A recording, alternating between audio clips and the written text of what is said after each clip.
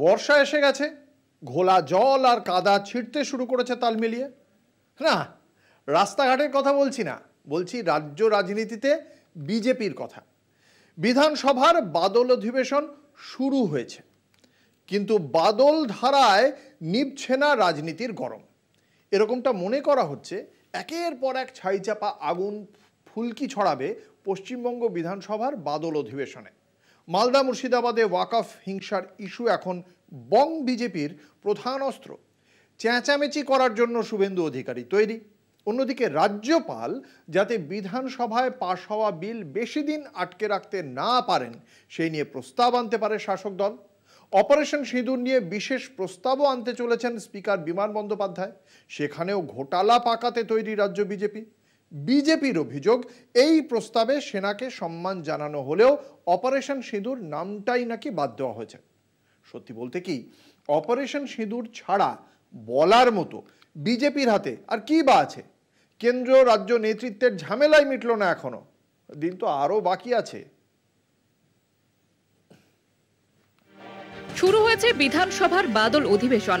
প্রথা মেনে শোক প্রস্তাবের পরে মুলতবি হয়ে যায় সোমবারের অধিবেশন।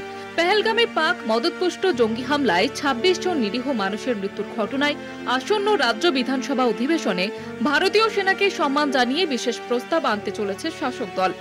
১০ই জুন স্পিকার বিমান বন্দ্যোপাধ্যায় নিজে এই প্রস্তাব পেশ করবেন। প্রস্তাবে জঙ্গি হামলার নিন্দা, জম্মু কাশ্মীরের পরিস্থিতি এবং জনতার পাশে থাকার বার্তা থাকলেও বিজেপি অভিযোগ তুলেছে প্রস্তাবে অপারেশন সিঁদুরের কোনো উল্লেখ নেই। তাদের দাবি, এটা ইচ্ছাকৃতভাবে সেনার সাফল্য খাটো করে দেখা। ফলে অধিবেশনে প্রতিবাদে উত্তাল হতে পারে বিরোধী দল। শাসক দল বলছে বিরোধীরা ইচ্ছা করে বিশৃঙ্খলা তৈরি করতে চাইছে। অভিষেক বন্দ্যোপাধ্যায় যখন আন্তর্জাতিক মঞ্চে সেনার কৃতিত্ব তুলে ধরছেন, তৃণমূল সুপ্রিমো মমতা বন্দ্যোপাধ্যায়ও বারবার এই ইস্যুতে কেন্দ্রের পাশে থেকেছেন। এরপরেও রাজ্যে বিজেপি বিধায়করা এ নিয়ে অযথা জলঘোলা করতে চাইছেন বলে পাল্টা সরব হতে পারে তৃণমূলও। ফলে মঙ্গলবার বিধানসভা অধিবেশন উত্তপ্ত হওয়ার আশঙ্কা থাকছে।